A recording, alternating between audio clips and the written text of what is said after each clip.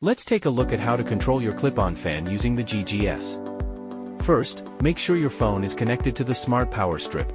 Next, find the outlet where your clip-on fan is plugged in, and simply turn it on. By the way, each outlet can now be renamed for easier control.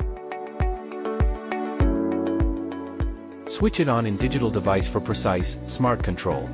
In manual mode, you can adjust the fan speed, oscillation angle, and simulate natural wind. Let's start with the basics. You can easily adjust the fan speed, from level 1 all the way up to 10. You can fine-tune the oscillation angle. There are 10 levels here too, so you can get the breeze moving exactly how you like it. Want something more natural? Just switch on natural wind mode.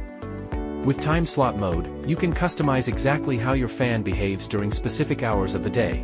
Start by setting the beginning and end time. Then choose your preferred fan speed and oscillation level for that time slot.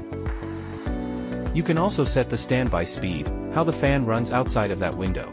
Once everything is set, just tap Save. It's smart, effortless scheduling, so your fan works exactly the way you want, when you want it.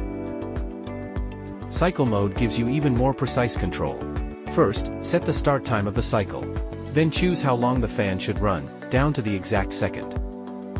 Next, set the pause duration between each cycle. Decide how many times you'd like the fan to repeat this cycle. Just like before, you can also set the fan speed and oscillation level. Once it's all configured, hit Save. In environmental mode, you can choose to prioritize temperature or humidity. But when both are out of range, the system will always follow the temperature setting as the top priority. Smart, simple, and totally in your control, that's the power of Spider Farmer GGS.